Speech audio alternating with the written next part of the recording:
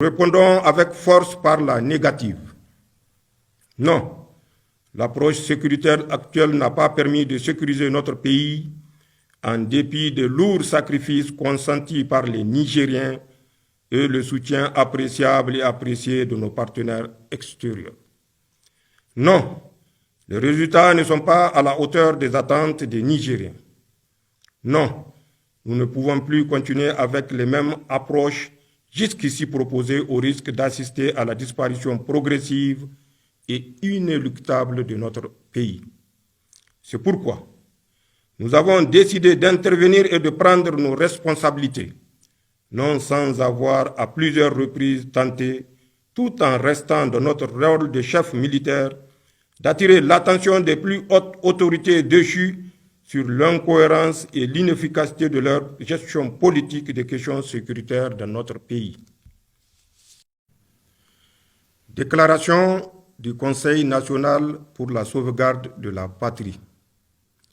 Nigériennes, Nigériens, mes chers compatriotes, le mercredi 26 juillet 2023, les forces de défense et de sécurité regroupées au sein du Conseil national pour la sauvegarde de la patrie, CNSP, ont mis fin au régime de la 7e République. L'action du CNSP est motivée par la seule volonté de préserver notre chère patrie face, d'une part, à la dégradation continue de la situation sécuritaire de notre pays, et cela sans que les autorités déchues ne nous laissent entrevoir une véritable solution de sortie de crise. D'autre part, la mauvaise gouvernance économique et sociale. Mes chers compatriotes, s'agissant de la question sécuritaire, j'aimerais d'emblée dire qu'il y a le discours politicien sur la situation sécuritaire relayé par certains milieux politiques au niveau national et international et qui voudraient que tout se passe bien et sous contrôle. Il y a cependant la dure réalité de l'insécurité au Niger, telle qu'elle est vécue par nos forces de défense et nos laborieuses populations avec son lot de morts, de déplacés, d'humiliations et de frustrations.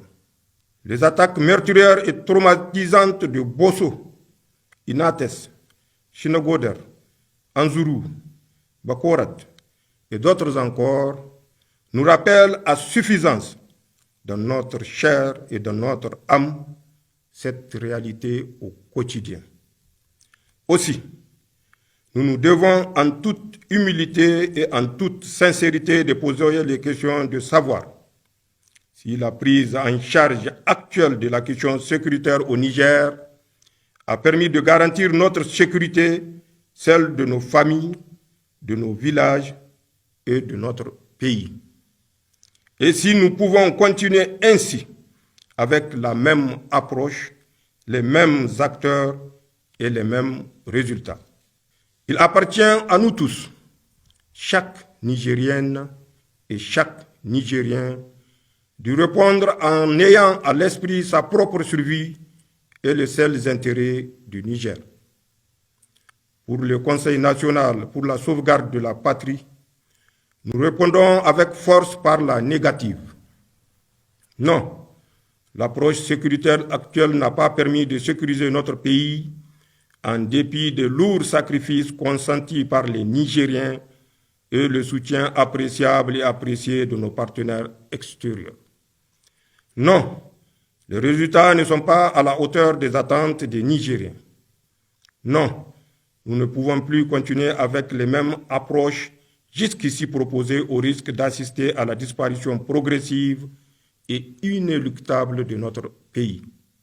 C'est pourquoi nous avons décidé d'intervenir et de prendre nos responsabilités, non sans avoir à plusieurs reprises tenté, tout en restant dans notre rôle de chef militaire, d'attirer l'attention des plus hautes autorités déchues sur l'incohérence et l'inefficacité de leur gestion politique des questions sécuritaires dans notre pays.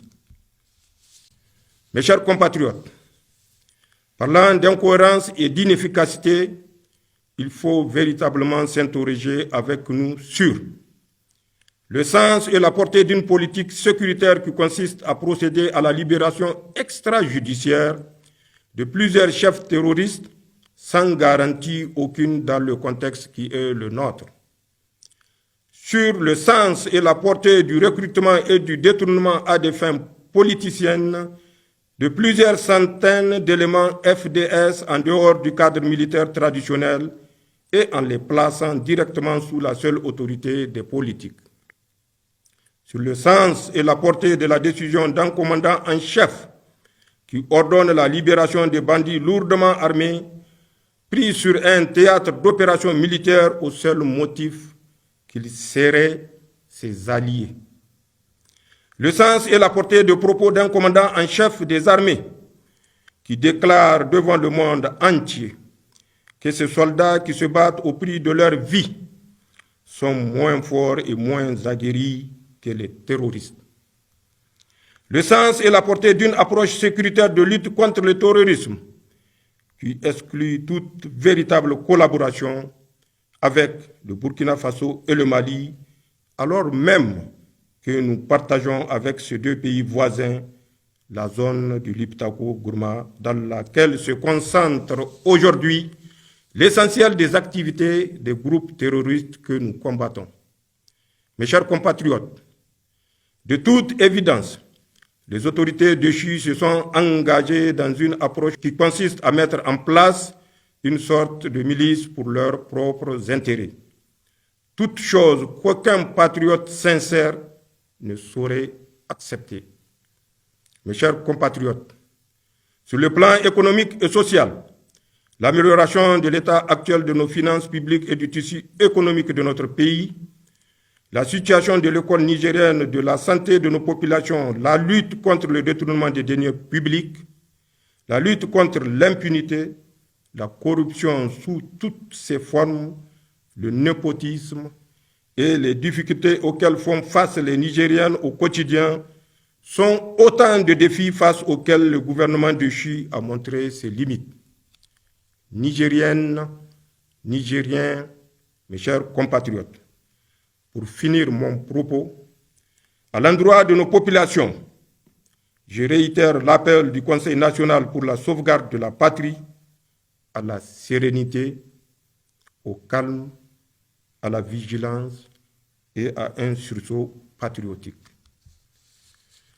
Pour qu'ensemble, à l'unisson, nous puissions relever les défis sécuritaires, économiques, sociaux, évoqués plus haut. À l'endroit de la communauté internationale, le Conseil national pour la sauvegarde de la patrie réaffirme sa volonté de respecter tous les engagements internationaux souscrits par la République du Niger ainsi que des droits de l'homme.